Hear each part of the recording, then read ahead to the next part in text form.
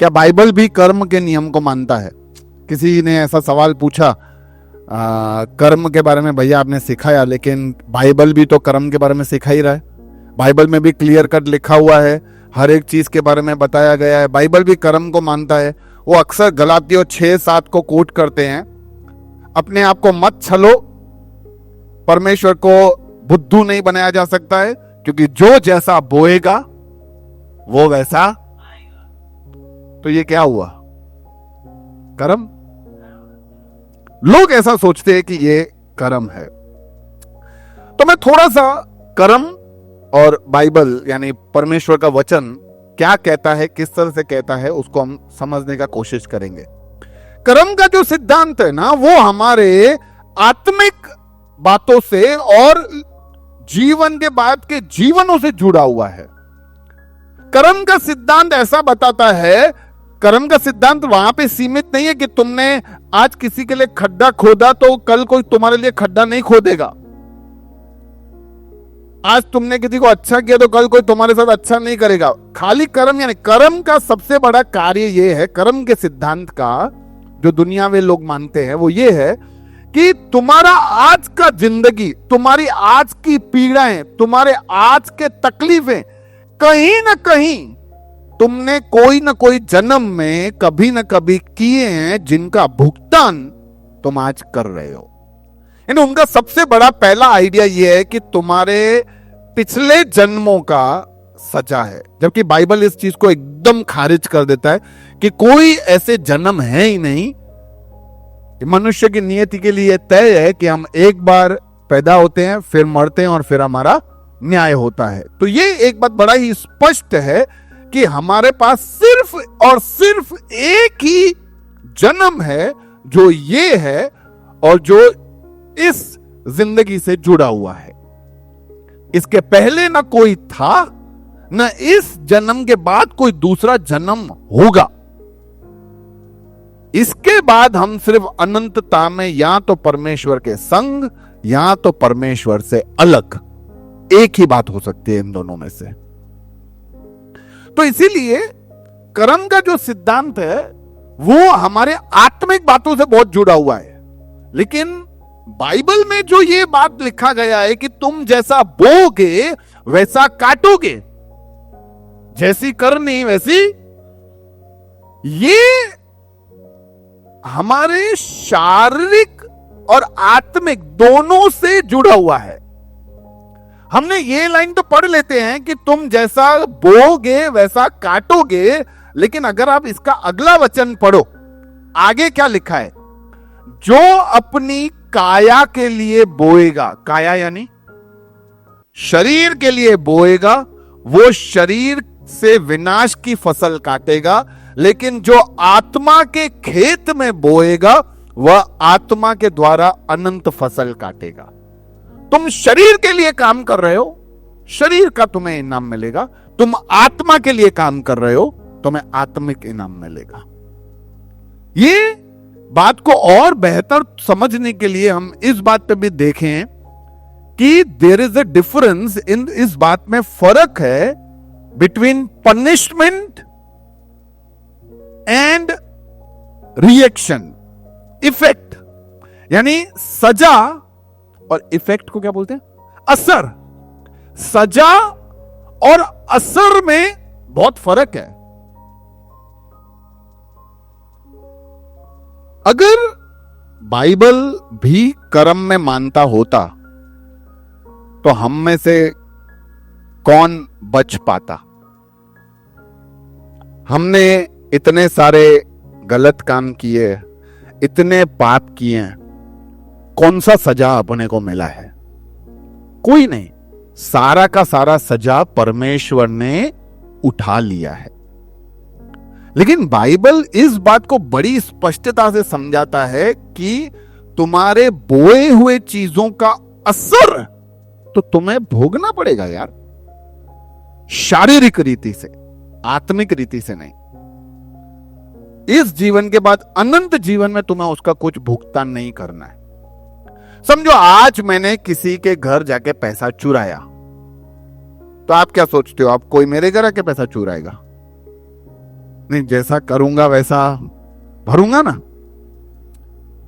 देखो, लेकिन शायद ना भी चुराए भी, वो पता नहीं है, लेकिन जो मैंने ये गलत काम किया है उसका असर पुलिस को पता चले तो वो मुझे सजा देगी, वो असर तो मेरे को भोगना ही पड़ेगा ना। ये तो वो बात हो गई कि मैं इलेक्ट्रिक स्विच पे हाथ डालूं विश्वास के साथ लेकिन करंट ना लगे, अरे वो असर है, लापरवाही का असर। लापरवाही की सजा नहीं होता, सजा कर्मों में है।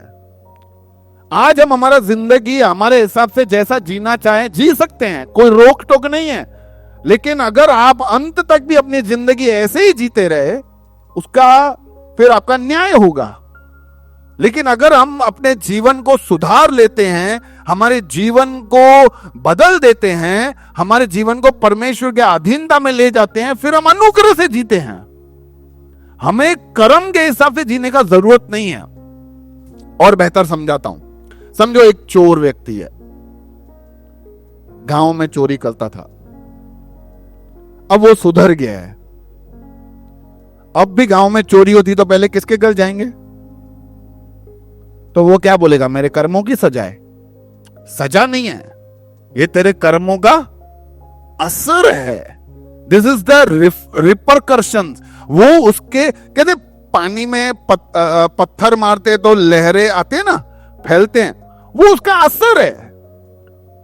लेकिन तुम उसको कर्मों का सजा मानोगे तो तुम अपने जिंदगी को फिर उस हिसाब से काटोगे, दुख करोगे और बोलोगे ये मेरी जिंदगी में असर है। लेकिन अगर तुम परमेश्वर के अंदर हो, परमेश्वर को अपना खुदा मान के बैठे हो, सच्चे खुदा के पीछे चलते हो, तो इन सब बातों को तुम अनुग्रह से देखोगे और कहोगे। हर बात तुम्हें, हर ऐसी बातें, हर ऐसी गलत चीजें जो तुम्हारे ऊपर बीत रही है अब, उसको तुम बोलोगे प्रभु मुझे पता है ये सब भी तू कहीं ना कहीं भलाई के लिए इस्तेमाल करेगा।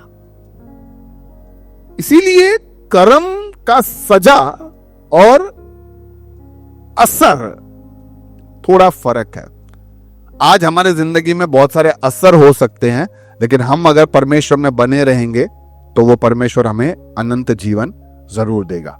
एक और चीज बाइबल में लोग कोट करते हैं यही बताने के लिए कि कर्मों का सजा हम सबको मिलेगा। वो रेवलेशन की पुस्तक में कहते हैं 21वें अध्याय में लिखा है कि वो एक दिन न्याय आसन के सामने हर व्यक्ति को खड़ा रहना है और हर व्यक्ति को लिखा है उनके कामों के अनुसार प्रतिफल दिया जाएगा। तो भैया ये क्या है? ये क्या है? कर्मों का ही तो है। तो जैसे हम कर्म करेंगे वैसे तो हमें भोगना तो पड़ेगा ही ना, हमारे कामों के अनुसार सब लिखा है। और ये भी लिखा है कि हर व्यर्थ बोले हुए शब्द का हिसाब, तो ये भी कर्म है। बात सही है तुम्हारा, लेकिन परमेश्वर ने कहा है कि जो परमेश्वर में दृढ़ हैं उनके ऊपर फिर दंड की आज्ञा नहीं है। तो मैं ऐसा मानता हूं कि उस दिन ऐसा होगा कि जब पिता परमेश्वर हमारा न्याय करेगा, उस न्याय आसन के सामने मैं खड़ा रहूंगा, तो मैं निश्चय दोषी पाया जाऊंगा, क्योंकि मेरे काम ही ऐसे हैं। मैं दोषी पाया जाऊंगा और मेरे लिए सजा मुकर्रर भी होगी। लेकिन उस समय यीशु मसीह आएगा ना, कहेगा 1 सेकेंड 2 मिनट, जज साहब 2 मिनट, ये भाई के ऊपर जो सजा है वो सजा तो मैंने ले ली ना पूरी क्रूस पे, तो एक जुर्म की 2 बार सजा नहीं हो सकती। तो जब मैंने इसका पूरा सजा उठा लिया है और इसने इस बात पे विश्वास किया है कि हाँ मेरे लिए यीशु मसीह क्रूस पे चढ़ा और मेरी पूरी सजा उठा ली, तो फिर इसको छोड़ दो। तो फिर पूछा जाएगा, देखा जाएगा, हाँ इसने विश्वास किया था, चलो इसको आजाद करो। तो उस समय हमें वो आजादी मिलेगी अगर हम इस बात पे बने रहेंगे और मानते रहेंगे कि हमारा सजा यीशु मसीह ने उठाया। नहीं तो हम हमेशा अनंतता में मृत्यु की ओर ही जाएंगे। तो ये थोड़ी सी बातें हैं जो हमें समझना है, सीखना है कि कर्मों की सजा और असर में बहुत सारा फर्क होता है। There is a difference between effect and punishment. और कर्म बहुत सारे जन्मों तक ले जाएगा, लेकिन परमेश्वर के वचन में जो लिखा है वो बहुत सारी चीजें हमारे जैसा हम यहाँ पे शारीरिक रूप से कर रहे हैं वैसा ही हम शारीरिक रूप से काटेंगे। उसी तरह से अगर मैं आज किसी के नुकसान करके आ गया तो, और मैं परमेश्वर को आके माफी मांगा, हृदय से मैंने पश्चाताप किया, तो जरूरी नहीं अब मेरा नुकसान हो।